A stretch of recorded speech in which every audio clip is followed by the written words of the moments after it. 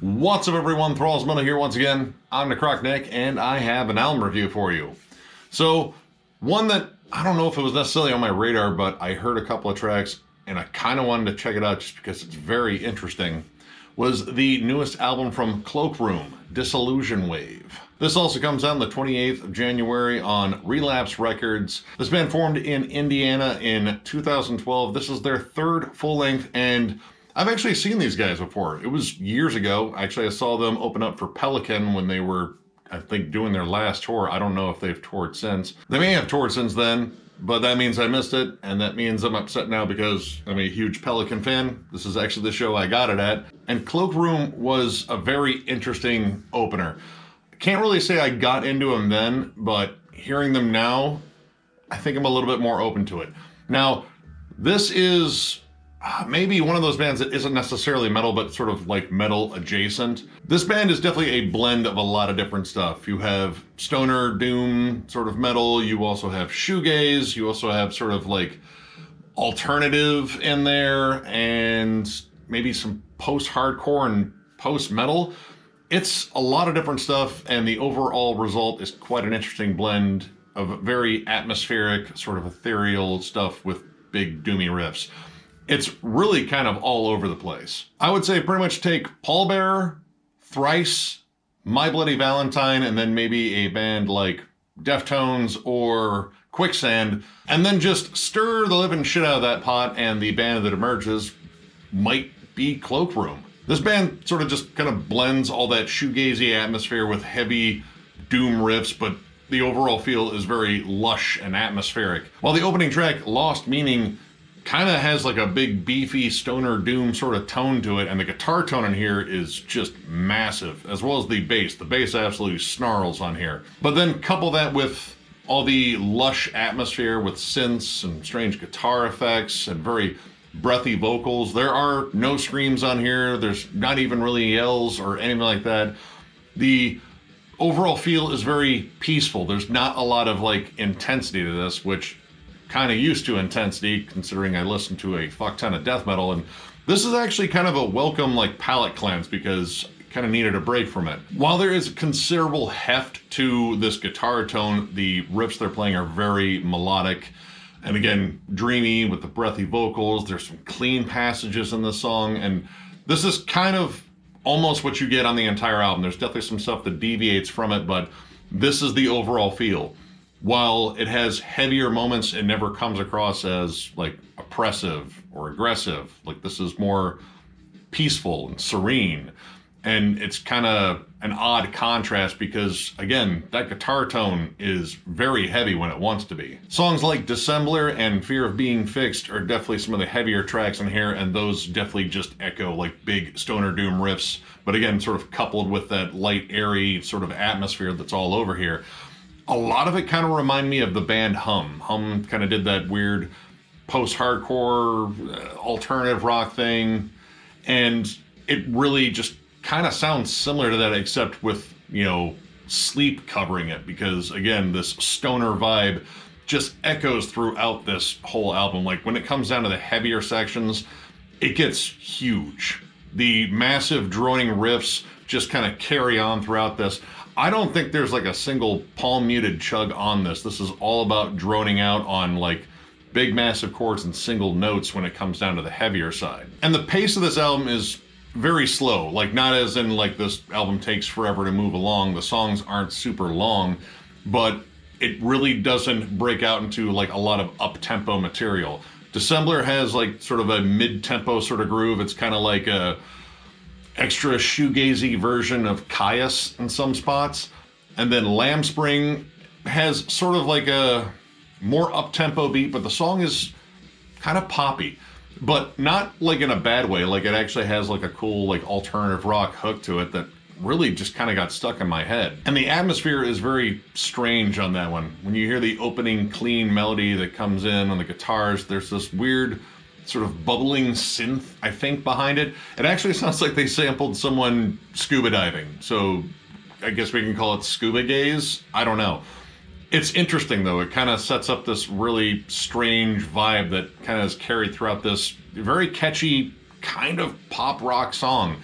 But again, it's done in such a way that it doesn't come off as just kind of bullshit pop rock from the 90s. Because I think the 90s, in terms of like the more rock and accessible stuff, is kind of where this lurks. A Force at Play is definitely the one that kind of gives me that vibe. If you strip out the lush production and the occasional big doomy riff, because there's like an odd section in that song where it gets heavy for just a second, like it's just sort of a transition thing, and then it's right back into the dreamy, lush pop sound that the song is. I mean, it kind of sounds like something you'd hear on Weezer's Pinkerton, except being played by Sleep. It's a strange song just because it feels so happy. And I don't know, like when I hear stoner doom, I mean, or like stoner metal's a little bit happier than doom metal. Well, a lot of things are happier than doom metal. But the fact that it's kind of happy throughout, I don't know, it's just this light, airy thing, and I just couldn't seem to get into that song. Like the entire feeling on this album is I feel like this album wants to give you a big hug, and I don't know it that well, so it's gonna have to settle on a handshake. But it's very warm and very lush, and never at any point does it feel very oppressive, which again, that's sort of the thing with anything doom-oriented, is you want that sort of oppression.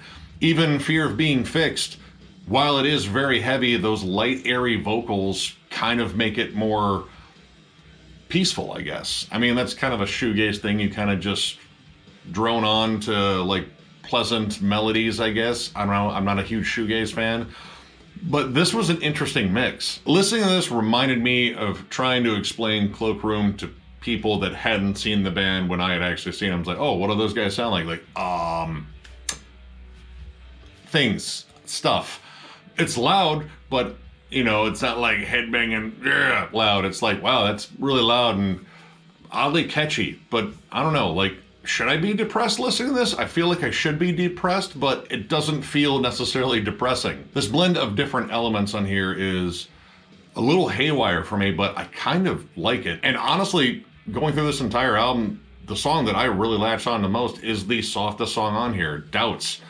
This is kind of close to that Thrice sound. It's a little bit of that alternative post-hardcore, but this is a more stripped down, bluesy, kind of country-esque song with all that lush atmosphere and the more breathy vocals. This song is just flat out beautiful. It's shoegaze on the range.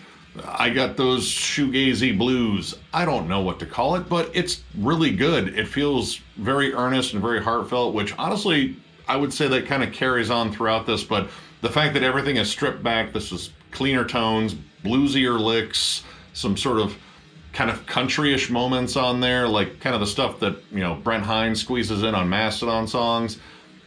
I don't know, it just makes it feel more grounded, and I like the fact that it's very stripped down, and the vocals on that one I think are absolutely awesome. A lot of the effects seem to be stripped off because, I mean, there's definitely a lot of reverb because they want this to echo, and, you know, that's kind of the sound there. But this one, the vocals are a little bit more upfront, or at least they're not competing with the massive waves of ambience and giant droning riffs. It just feels very earnest and stripped down, and they put out a very interesting video. All their videos are very interesting, honestly, for this album. Kind of strange, kind of like Red Fang, except more serious, and like there's a deeper meaning to them than I don't fucking get, but they're cool to watch. This is a very strange album. Like, you get a lot of very contrasting songs. I want to say I like the doomier, heavier ones, but some of the more ambient ones I think are excellent as well. It's just strange how all this kind of fits in. It's not without its moments that I kind of zoned out on. Again, Force at Play, interesting song. I like how they tried to merge all these different styles into one, but it doesn't necessarily generate a big hook for me. I think they did it better on Lamb Spring. I think that song has just a solid 90s alternative rock hook with all the sort of dreamy ambience kind of surrounding it. It makes for a very interesting listen. And the last track, Dissembler, while it starts off heavy as hell with a big kind of warm stoner rock riff, like again, very Caius, Fu Manchu, like that sort of thing, except again, played with more of that lush ambience, which is just all over this album. It kind of takes some weird transitions. Like, it turns into a softer, more dreamy, shoegazy song a little bit later and kind of abandons that really killer riff that it opens with. And then towards the end, it does this whole record skip, like the needle was pulled off or someone just pulled the power on the record player, and then it just kind of drones out on this melody that it's okay, but I feel like they kind of left a lot on the table there, especially since the opening was so good. I was kind of hoping they'd bookend it. That whole softer middle part kind of worked as a cool bridge, but getting back to that heavier side, because honestly, the heavier side is not the most prevalent side. Granted, there is like a heavy guitar on almost all these tracks. It's just the riffs they're playing, the sort of overall melodic feel of this is not necessarily like, you know, that harsh, abrasive, heavy sound, but when they do that, it kind of adds another dimension to the album. But overall, I really enjoyed this, and this was maybe a little bit outside of my wheelhouse. I'm not the biggest shoegaze fan, but I do love stoner and doom metal, and I do love post-metal and post-hardcore. So yeah, I mean, the mix of all those things, for the most part, works on this. So overall, I'm gonna give this 3.5 stars. There are some absolutely killer songs in here. Doubts, surprisingly, is probably my favorite one. It's just this great little bluesy atmospheric jam. And honestly, I think it's one of the catchiest songs on here. When they're at their heaviest, they generate some really killer riffs. And when they're at their most ambient, they generate some really cool ambience. This album has a very interesting feel. Like, again, it feels like it should be depressing or oppressive or doomy, you know, kind of that, you know, dark sort of feel, but none of this really feels dark. A lot of it feels very peaceful and serene. Like you could sit back and really chill to this despite how heavy it gets. Sometimes it didn't necessarily gel as well. Again, A Force of Play really didn't do much for me, and December's really odd ending kind of made me feel like, man, they really could have capped that off a lot better. And there are some songs here where I'd say that, yeah, you kind of get lost in the ambience, and you know, it's cool and all, but it doesn't generate a very memorable hook. But I really enjoyed most of this. Like, this is a very interesting listen, and if you're a stoner doom fan, there's definitely gonna be some stuff you like on it. It's more along the atmospheric lines, but I think it's a really interesting listen, and there are some really killer songs in it, so definitely check it out. So if you enjoyed this review, give it a thumbs up, and if you are new to the channel, subscribe, because we do stuff like this all the time. We're also on Patreon. If you would like to help us out there, there will be a link down below. And as for these shirts, we're just playing the waiting game. They are being made, so when we know, we will hopefully get them over here and do a nice little video and couple that in with a giveaway, because we're close to hitting 10,000 subscribers, which again, every time I feel like, oh, he's just hamming up the fact that he's shocked. No, I'm still legit shocked, because we're just some knuckleheads that hang out in my basement, and it's awesome that you guys want to join us on this one. So thank you all for hanging out with us, for commenting, for watching our videos, for tolerating our nonsense, because there's a fair amount of that too. This has been an awesome ride, and you guys are a huge part of it. So with that, I thank you once again, and we will catch you later.